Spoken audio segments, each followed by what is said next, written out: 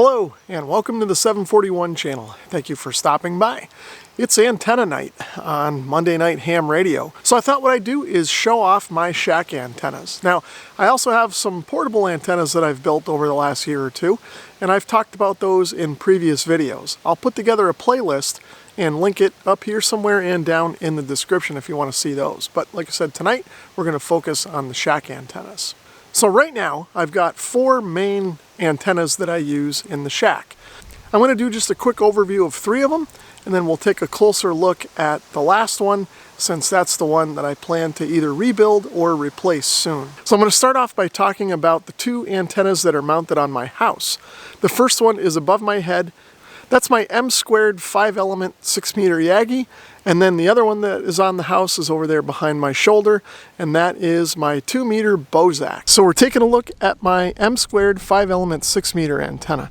It's about 20 or maybe 22 feet above the ground here, and right now we're looking at the director. I'm not sure if you guys can tell, but this antenna does have a slight bow to it. I got the antenna at a ham fest for 50 bucks. The whole thing was here except for the reflector. I'll talk about that in a minute. The previous owner told me it had fallen off of a tower, and that's why it was bowed a little bit. I was able to get most of the bow out of it, but there's still a little bit of it there. Doesn't seem to really affect the antenna too much, at least not for my needs. So taking a look at the driven element, you can see that it is a T-match configuration. So all of the directors and the driven element tubes and everything in the matching section are all original to the antenna. The only thing I had to replace was the reflector. And instead of being hollow tubing, this is solid aluminum tubing that I picked up at the local hardware store. It was the closest thing I could find on hand. So the rotor I'm using with this antenna is just a simple, inexpensive Channel Master style TV rotor. It's actually undersized for this antenna, but it's been up here for 5 years and still seems to work okay. The only issue I have is that in the wind, the antenna will slowly rotate, and I have to synchronize it up when I want to use it to make sure I've got it pointing the right way. A rotor with a brake on it would have been a better idea here, but if you haven't already guessed, I'm a bit of a cheapskate, and I like to use things that I already have on hand or that I can get a hold of inexpensively, and this was just something that I happen to have, so that's what I used. So honestly, this antenna is overkill for my needs. I'm really not a DXer, and this is a DXer's antenna. But I got it cheap, and I had a lot of fun using it. Now, of course, the rotor is undersized for the antenna too, but again, it was cheap and it's what I had laying around.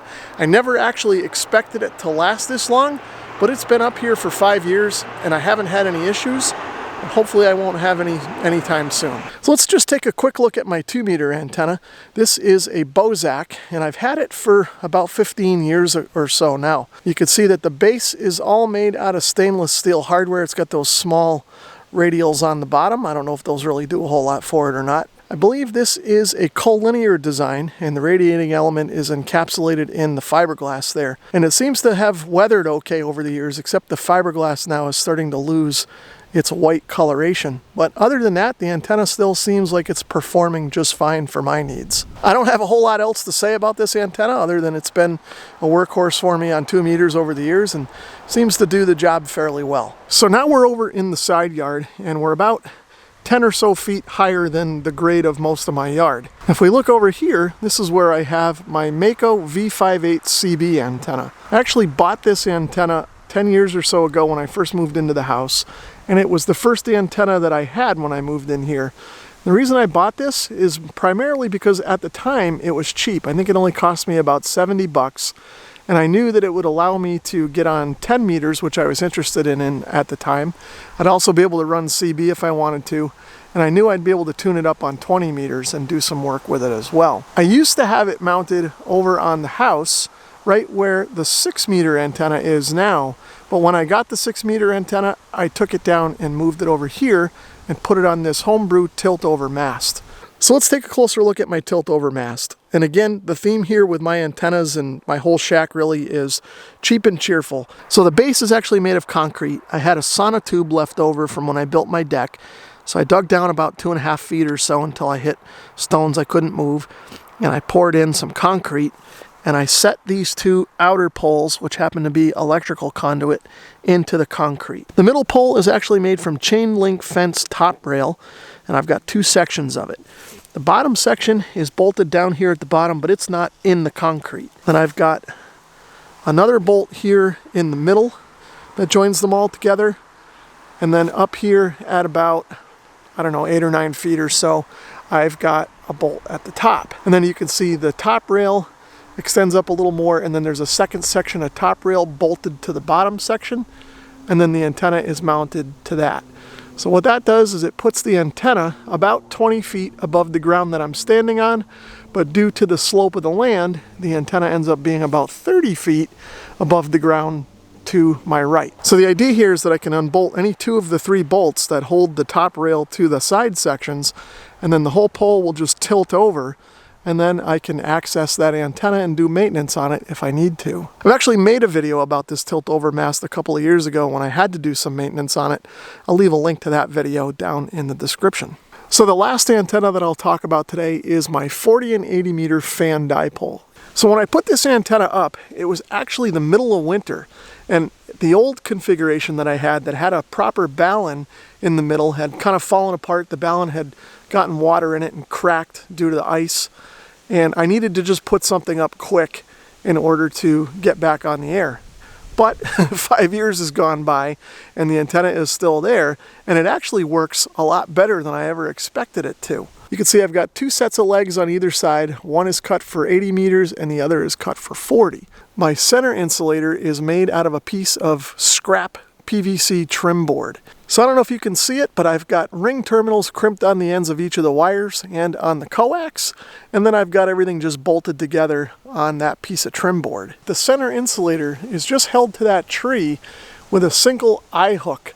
So what ends up happening is the center insulator can actually pivot on that eye hook as the wind blows and the wires stretch and contract. So now we'll go over and take a look at the ends so you can see how those are configured. The details probably aren't real visible in the camera, but there's a look at one of the end insulators, and I'm using the same insulator on each of the 4 wires. So you can see I've just got the antenna wire coming in on one side, and I've got a piece of Dacron rope on the other side, and I use zip ties on the Dacron rope to help keep the knots from coming undone. Now you may also be able to tell there's a couple of splices in the wire there, and the reason for that is because this was actually part of another antenna that I had up here, and I kind of reconfigured it for this setup, so I had to lengthen it a little bit at one point. So on each of the legs, the Dacron ropes come over to oak trees where I have eye hooks in the tree at about 15 feet or so off the ground. And you can see that the Dacron rope just loops through the eye hook and then comes down the trunk of the tree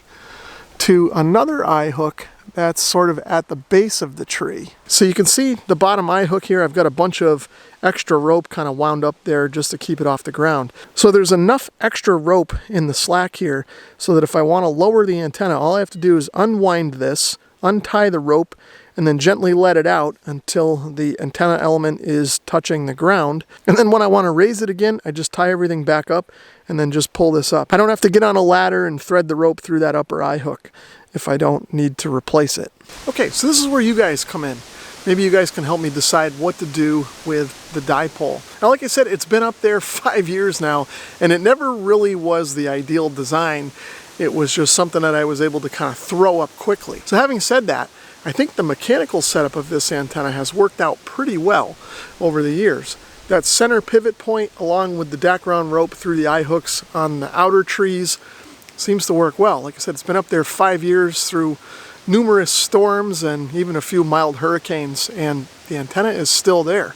Actually, was kind of hoping it would come down so I had an excuse to rebuild it. So anyway, what I was planning to do was to rebuild it with some new wire. As you saw, the wire that's up there has been spliced a few times, and I think some of the legs are not quite equal anymore. That's been causing me to get a little bit of RF down into the shack. Also, at one time when this antenna was configured a little bit differently, I did have a ballon at the feed point. But as I mentioned earlier in the video, the ballon filled up with water, it cracked due to ice, and I ended up throwing it away. I have a new ballon for the antenna, but I haven't installed it. So having said all that, I actually have an opportunity to get a store-bought fan dipole. I think it's a radio waves antenna, and I think it covers all bands between 80 and 15. So if I end up getting that before the snow flies, maybe I'll put that up instead of rebuilding the antenna that I've got now. Now, if I end up doing that, I think what I'll do is I'll take the wire and the ballon that I bought to rebuild my old fan dipole and make a 160 meter Dipole instead. I've always wanted to get on that band. So that's it for my antenna tour tonight. Don't forget to check out my fellow ham radio YouTubers. I'll leave a link down in the description below that will take you to a website that has information about their channels. If you enjoyed this video, please give it a thumbs up. If you'd like to leave a comment or subscribe, feel free to do that as well. And if you'd like to support my channel in another way, please consider visiting my Amazon store, which is linked in the description below. Thanks for watching.